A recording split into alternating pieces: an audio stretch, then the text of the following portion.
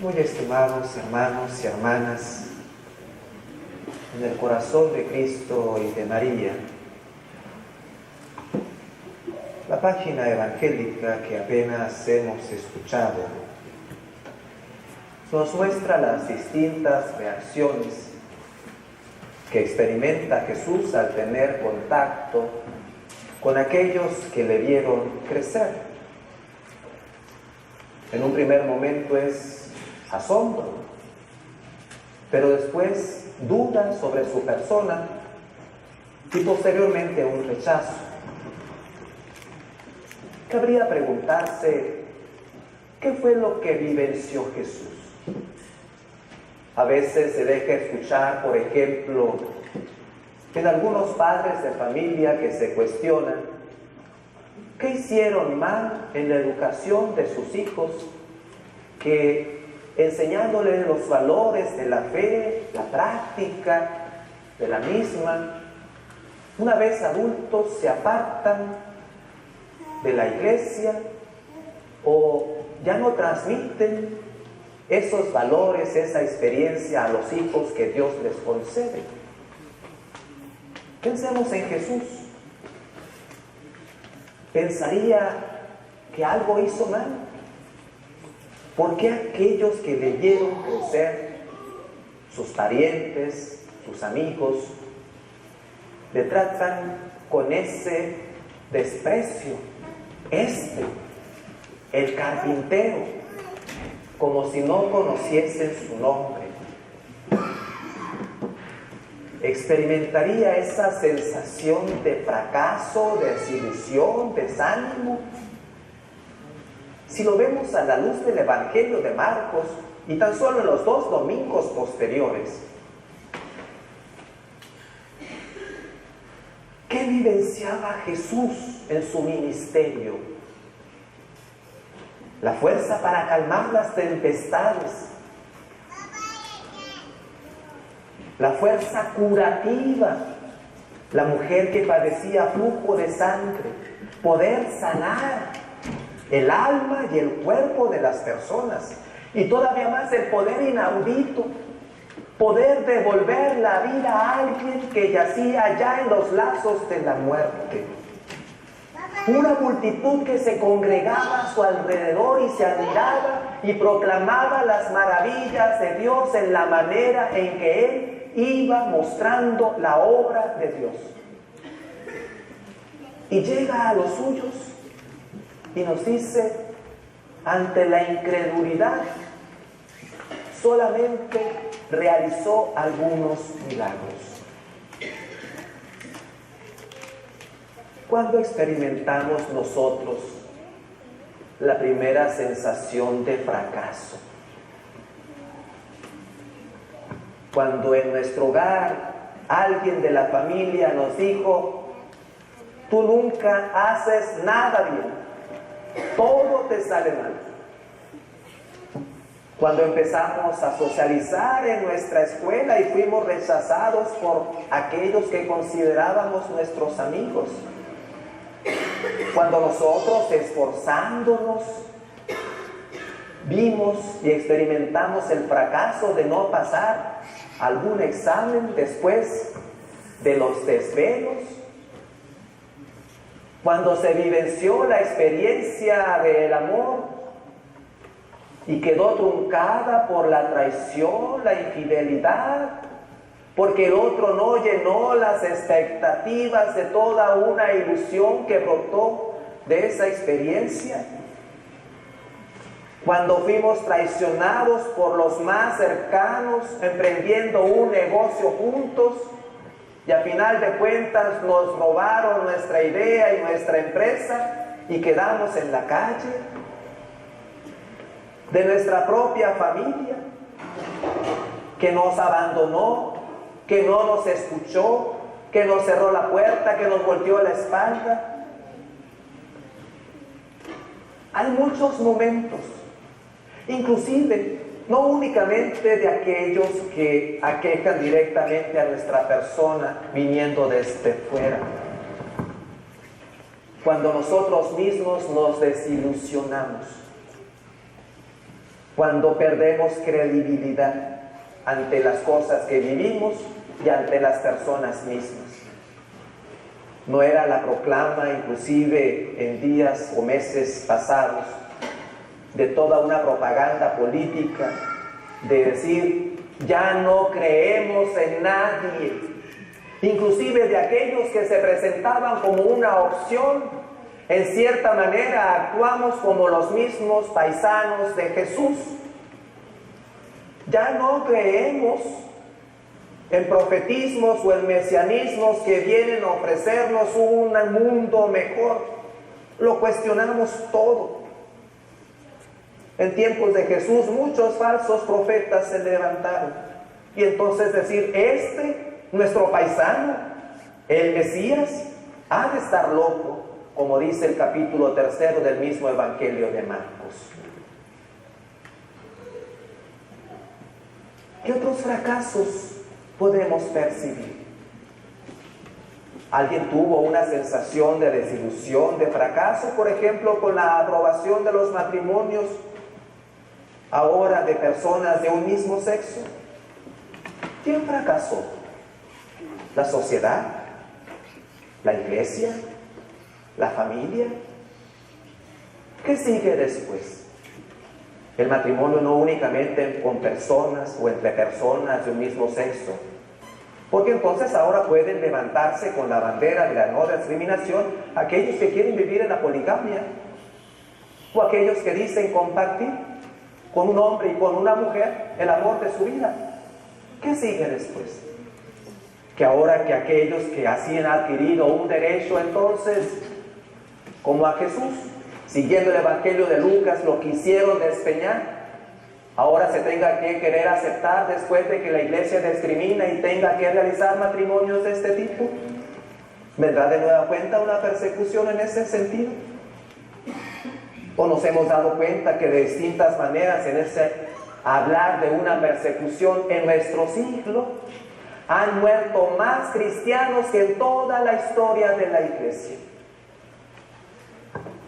Los últimos datos son 8,000 aproximadamente cristianos mueren año con año a causa de su fe.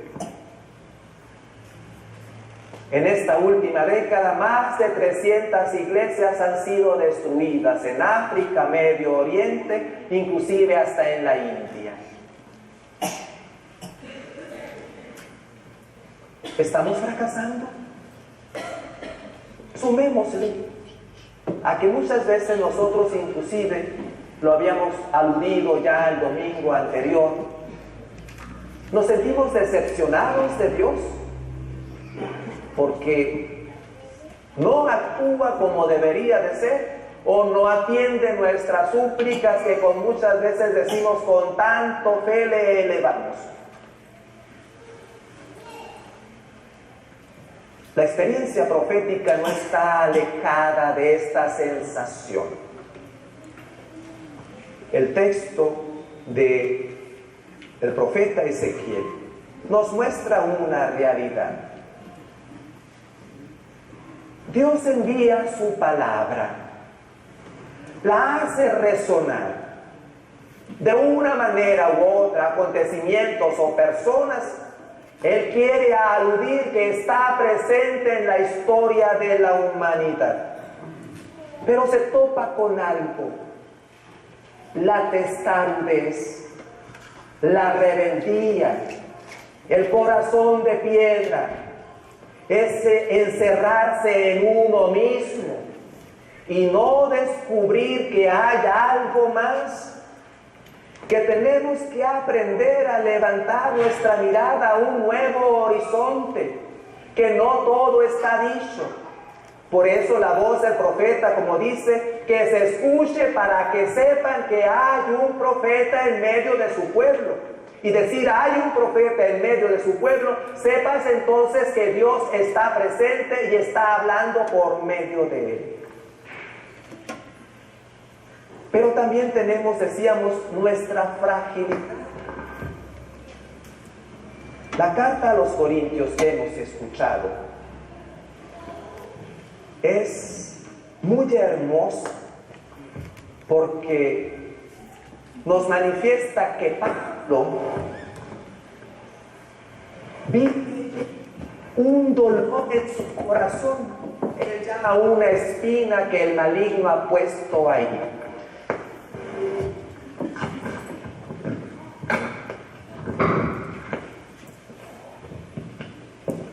No sabemos de qué tipo, si es un dolor físico, si está atravesando la noche oscura del espíritu, o es una tentación de la carne, un problema moral, no lo sabemos.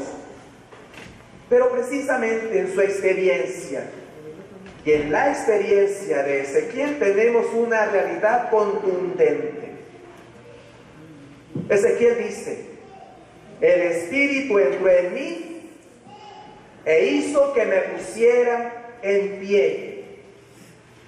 Pablo, cuando se examina a sí mismo y descubre su debilidad, entonces la voz del Espíritu resuena en su interior que le dice: te basta mi gracia.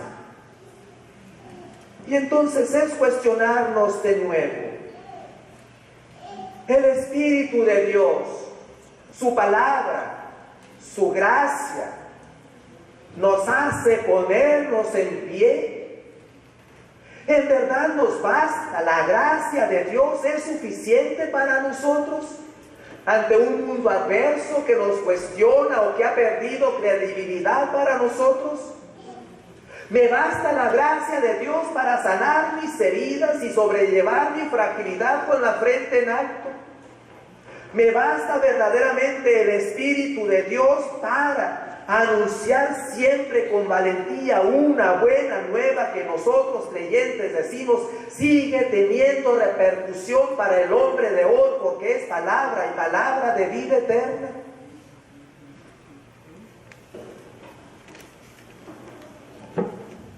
¿Cómo vivimos en verdad? Porque ser profeta es ser testigo. Y el testigo es hombre de Dios.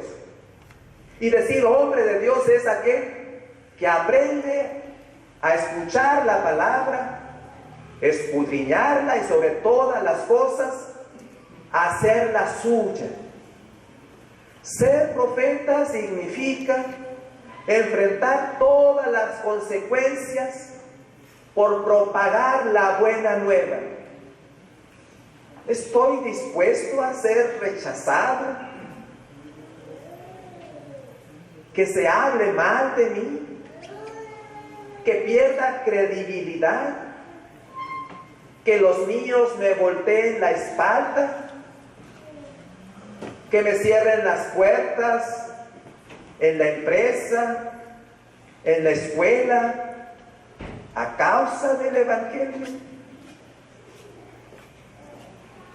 ¿Qué momento estoy pasando en estos instantes?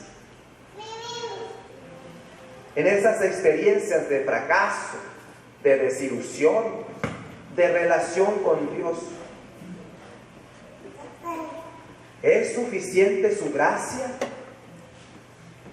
Con fe tenemos que decir: sí, nos basta la gracia de Dios. No hay mayor don que se nos pueda otorgar, porque la gracia de Dios es superior a nuestra fragilidad.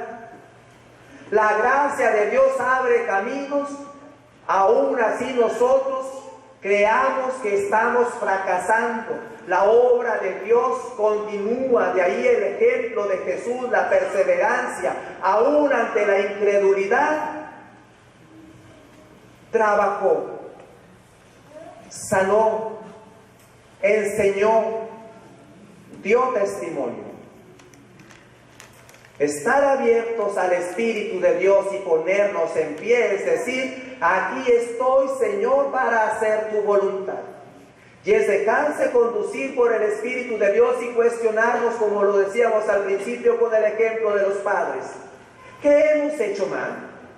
Tenemos que cambiar estrategia, tenemos que modificar nuestra forma de vida, la manera nueva, abierta al Espíritu para proclamar la presencia de Dios en medio de los hombres en nuestros días. Porque la iglesia, estimados hermanos y hermanas, no es la jerarquía. La iglesia somos nosotros, piedras vivas, consagradas a Dios, pueblo sacerdotal, nación santa, hijos de Dios, hijos de la luz, miembros del cuerpo místico de Cristo, donde Él es la cabeza. Vivamos en verdad a la luz del Evangelio y no hagamos caso a los fracasos de nuestra vida o lo que el mundo quiera presentarnos como un fracaso. Llevamos una fuerza incalculable en nuestro interior y esa fuerza es la gracia de Dios que nos hace sobrepasar cualquier adversidad. Profesemos nuestra fe.